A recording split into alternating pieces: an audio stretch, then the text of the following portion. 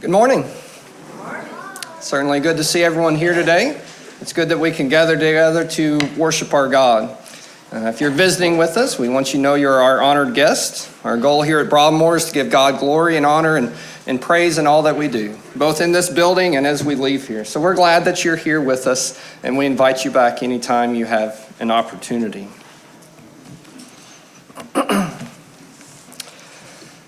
In the mid-6th century, Cyrus the Great combined the Medes and the Persians, and he created a superpower. In 539, when he came to power, he allowed the Jews to go back to their homeland. They were in captivity in Babylon. So he defeated the Babylonians, who had been the world power for the last 150 years. He really created an expansion unlike anything that had been seen before. And it was after a few years that he turned his attention to the Greek city-states that were there. And so from 500 to about 450 or so, we find the Persian-Greco Wars. And that was a series of conflicts between Persia, this ever-expanding empire, and these Greek city-states. In 490, the Persians, ruled by Darius I, set sail for Greece. There is a man named Pheidippides. You have to say that 3 times fast. And he saw the Persians coming, and this was, to state the obvious, before the days of cell phones, before the days of rapid communication. And so in order to inform the people of Sparta about what had happened, he ran from the coastline all the way to Sparta. Now, that was not a short trek. It was not just around the corner, but that was 150 miles. And then he ran back, and he had discovered after all that time, he saw that the fight had taken place. And so he runs another 25 miles to report the results of the race, or of the war, the battle that had taken place. And it's this mythic tale of this man that was running all of this time to inform the Greeks of what the Persians were doing, that we get the battle of, or we get the name Marathon. This was at the Battle of Marathon that this took place. Unfortunately, Pheidippides died from exhaustion after running all of that way.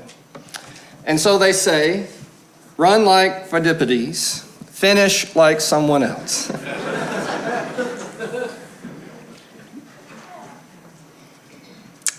Today, the marathon is a long-distance race of 26.2 miles, and it traces its history to this mythic tale of exertion and going the distance. As we turn the corner this year on a new year, it's time for a new theme. The elders at Broadmoor have selected Run the Race from Hebrews chapter 12 and verse 1. So I'd like to introduce that theme this morning, looking at running the race, and encourage you to think about that this year. Run the race.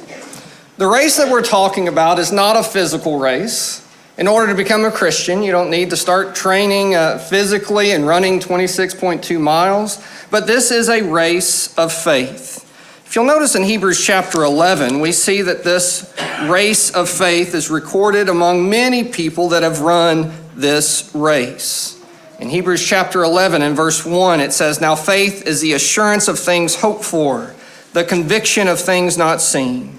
For by it the people of old received their commendation." So we see that faith is an assurance. Faith is a conviction. Faith is what propels people forward. We have a whole list of people in this hall of faith. Notice in verse 4, by faith Abel, and he offered up sacrifice in faith to God.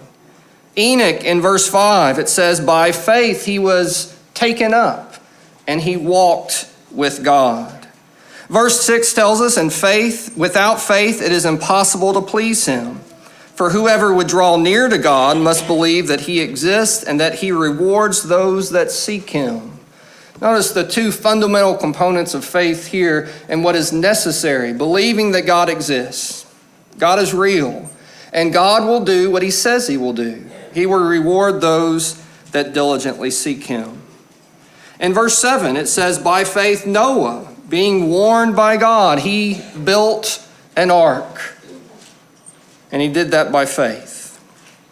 In verse 8, Abraham, when he was called to a place where he did not know, he answered that call, and he did it by faith. In verse 10, it gives us a reason or explanation for his life of faith. It says, for he was looking forward to the city that has foundations, whose designer and builder is God. Sarah also, in verses 11 and 12, she conceived and bore a child in her old age. And the text says she did it by faith. Verse 13 tells us these all died in faith, not having received the things promised, but having seen them and greeted them from afar, and having acknowledged that they were strangers and exiles on earth. The chapter continues with other examples, and it even leaves it open-ended. There are many more that are even not written here. People of faith that lived by faith and continued on that journey. They were running the Christian race. It was a race of faith. In verses 39 and 40, notice what it says. And all these, though commended through their faith, did not receive what was promised, since God had provided something better for us, that apart from us, they should not be made perfect. Now in chapter 12 and verse 1, we often, because of the chapter division, we often have a break in our mind between the last verse in chapter 11 and chapter 12, but notice that it continues the thought. It says in chapter 12 and verse 1, therefore, since we are surrounded by so great a cloud of witnesses, let us also lay aside every weight and sin which clings so closely, and let us run with endurance the race that is set before us. In the Summer Olympics, the marathon is the most iconic and often the last event in the Olympics. Often it's a tour around the city, 25 miles around the city, with the last mile finishing on the track before the great crowds. Can you imagine running those 25 miles? Now, that's something you've been training for. You've put in countless number of miles, hours, typically by yourself, one foot after the other. You can hear yourself breathing. You can feel the pace. This is a normal thing. And so in the Olympics, they're running those 25 miles, and they're just moving along, often with their thoughts in their head. But then in that last mile, notice what happens. They come into the arena, and gone is that rhythmic pace, but they see this great crowd, and they hear the great crowd that's around them. They're all cheering them on. In Hebrews chapter 12 and verse 1, it says that we are surrounded by a great cloud of witnesses. We are surrounded. Now, the temptation is to think of this like the Olympics, that we are surrounded by spectators. But these are not mere spectators, are they?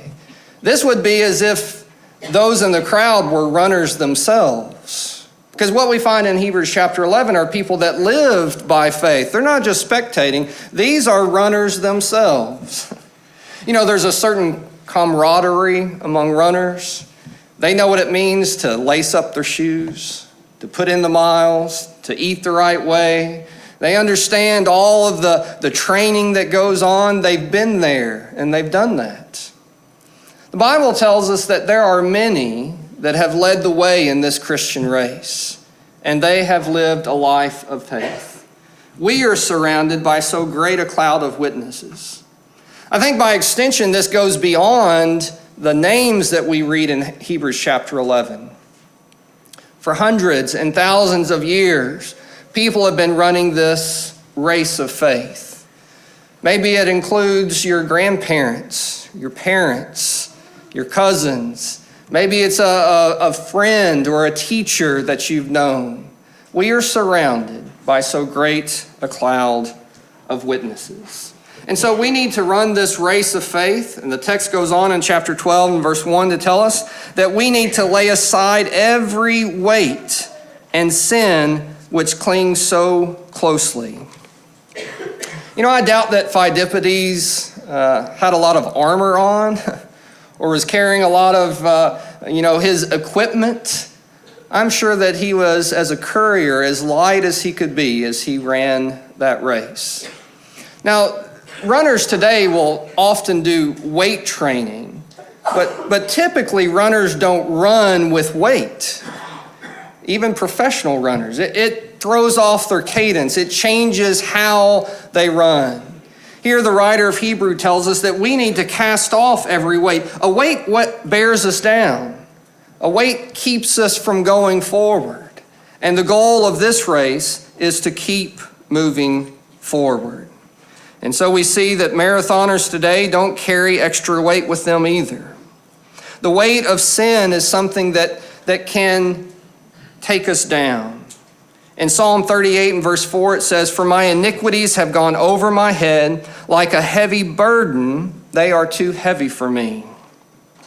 1 Corinthians 10 and verse 13 says that God is faithful and he will not let you be tempted beyond your ability, but with the temptation he will provide the way of escape that you may be able to endure it.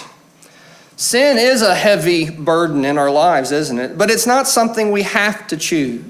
In fact, God has provided a way of escape, and in this Christian race, we need to cast it aside.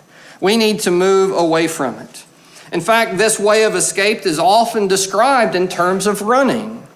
In 2 Timothy 2 and verse 22, it says, "So flee youthful lusts and pursue righteousness, faith, love, and peace, along with those who call on the name from a pure heart." 1 Corinthians 6 and verse 18 says, "Flee from sexual immorality." Some suggest that this sin is not only the subject under discussion, but rather it's every weight and sin. Not just sin, but every weight and sin. There are many things in this life that are not necessarily sinful, but they can also be a weight to us. They can hold us back. It may not be sinful in itself, but our desire toward it can place it above God, which is problematic. In 1 John 2 and verse 15, it says, "Do not love the world or the things in the world." Again, in Matthew 10 and verse 37, God says, "Whoever loves father or mother more than me is not worthy of me. And whoever loves son or daughter more than me is not worthy than me." Certainly not wrong to love our family. But Jesus says that loving them above him is wrong. God needs first priority. In 1980, Rosie Ruiz was an untested and unproven runner, but she won the Boston Marathon. This was one of the most prestigious races in all of running. In fact, elite athletes train their whole lives to be able to get to this race and potentially win this race. She raised suspicion, though, as an untested runner. In fact, when she had finished, she was not completely drenched with sweat like the other runners. They looked through the videos and they noticed that they didn't see her until near the end. You know, you can run a marathon a lot faster if you take the subway, and that's what she did. She blended in with the crowd. I think she ran those last few steps and she beat everybody there. The problem is she didn't run according to the rules, did she? When we sin, we violate the spirit and the rules of the race of faith. We can't run this race and yet live in sin. We have to cast those off from us. In Hebrews chapter 12 and verse 2, it says, "Let us lay aside every weight and sin which clings so closely, and let us run with endurance." The marathon is a long distance race, and so is the Christian race. It's not a sprint. It's not defined by small stretches of time, but rather it is a distance race. It is a race of endurance. The term endurance here comes from a Greek term that variously is defined as holding out or standing fast. It's endurance or steadfastness. The Christian life is a marathon. That means it's not defined typically by a single act of devotion. You may think of Peter when he said, "I'll give my life for you." That's typically not what is required of the Christian. But what is required is the steady, daily decisions of sacrifice. Some people say, "I would rather have a single act of devotion. I could get it all over with. I could just put it out there." But what is more difficult often is those daily decisions, regular decisions, where we say, "I'm going to put God first in my life." The Christian life is a marathon. It's a long distance race, and we are to keep running. That means that this race that we run involves a process of growth. The more we run in the face of obstacles and difficulties, the stronger we get. In Romans chapter 5, it says, "Not only that, but we rejoice in our sufferings, knowing that sufferings produces endurance, and endurance produces character, and character produces hope. And hope does not put us to shame, because God's love has been poured into our hearts through the Holy Spirit who has been given to us." Notice the chain of reactions here. It says that it starts with suffering, and that produces endurance. Endurance produces character, and character produces hope. When you run this Christian race, it will produce character and lead us in the direction of that which is good. We need to run with endurance. Dean Karnazes is an ultra marathon runner. That means that he goes beyond the typical distance of 26.2 and he runs even further. This man runs and runs and runs and he doesn't stop. In fact, in 2009, he ran 50-50-50. He ran 50 marathons, one each on consecutive days in 50 days in all 50 states. This man simply keeps running. In 2005, he ran 350 miles in 80 hours, 44 minutes without any sleep. Now, that's just not normal. That's a lot of running. But he illustrates the point, doesn't he? That running is an endurance event, and Dean Karnazes just simply keeps on running. As a Christian, we need to keep on running. Not only do we run with endurance, but we also look to Jesus. Notice in Hebrews chapter 12, "Let us run with endurance the race that is set before us, looking to Jesus, the founder and perfecter of our faith." Jesus motivates us. Running is not only a physical activity, but it's also a mental activity, where you have to keep your mind in the game, where you have to keep running and focus on moving forward. Often that involves looking towards something or having the proper motivation. Not only are we surrounded by faithful witnesses who have also run this race themselves, but we are also led by Jesus' example, and we look to him. He established our faith by doing the very thing he is asking us to do. He endured to the end. He perfects our faith by his example. And we can learn to endure by looking at his example. Notice that it says that he considered the joy that was set before him.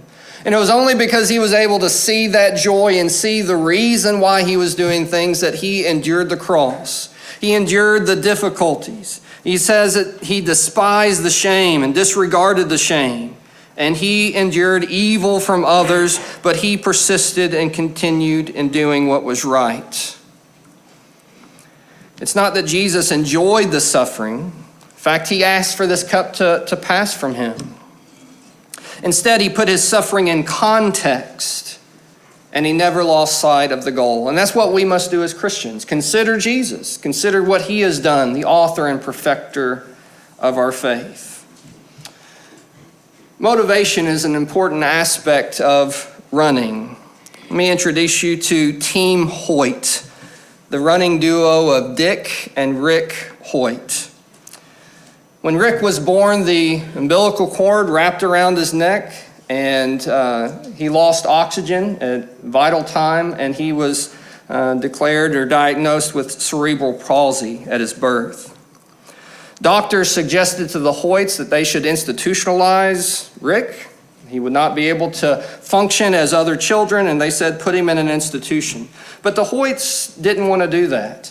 In fact, they believed that their son was intelligent despite the lack of ability with his body, and they taught him. In fact, they could see his eyes tracking, and they believed that he was intelligent. They spent years teaching him the alphabet, and then they put him in public school so that he could learn.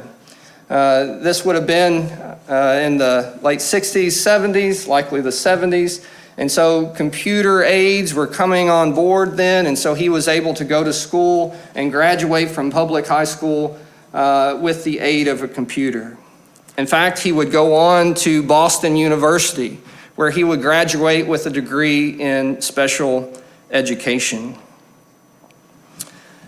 The running duo of Dick and Rick began in 1977, when Rick, the son, suggested that they run a race to support a high school student in his high school that had suffered an injury. He was a lacrosse player, and he suffered an injury, and he was paralyzed. But Rick wanted to teach him that you could continue on despite disability. Dick was 36-year-old and not a runner. And so he started running and started training. And he was able to push Rick in a wheelchair. And he did this quite often. In fact, we see that this running duo was known all over the country because he kept running and kept running. When they asked Dick, "Why did you do this?" he answered, "Because my son Rick said that when I'm running, I feel like I'm not handicapped. When I'm running, I feel like I'm not handicapped." That was all the motivation it took for Dick to continue on. And they completed 1,100 endurance events, including 72 marathons. 32 of those were the Boston Marathon. And they lived in the area of Boston. Dick used his motivation. He had as his motivation his son, Rick. Dick died in 2021. Rick died a couple of years later. But if you were to go to Boston, near the start of the Boston Marathon, you can see a bronze sculpture of Dick and Rick, Team Hoyt. Let me give you one other example. Jesus is not only our example, but he is also our help. In the 1992 Olympics for the 400-meter race, Derek Redmond was in good form. In fact, he had finished in the first heat. He had finished with the top score. In the semifinals race, though, as he was running, he turned that last corner and he tore his hamstring. He fell to the track in pain. He was not able to move. In fact, we see the stretchers come out to help him. He didn't want to go off like that, though. He wanted to finish the race. So he got up on one leg and he began hopping toward the finish. But even then, he wasn't able to complete it. There were others that were trying to help him and come over and see what they could do to help him. His dad had to fight through security in order to get to his son. These things can be emotional. And he helped him finish. If you've ever seen clips or videos, if you've watched the Olympics, they like to show this one. They show a man helping his son finish the race. God, Jesus, and the Spirit lifts our burdens. In Psalm 55 and verse 22, it says, "Cast your burden on the Lord, and he will sustain you." In Matthew 11, Jesus says, "Come to me, all who labor and are heavy laden, and I will give you rest. Take my yoke upon you and learn from me, for I am gentle and lowly in heart, and you will find rest for your souls."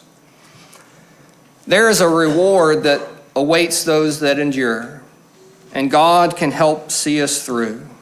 In 2 Timothy 2 and verse 12, it says, if we endure, we will also reign with him.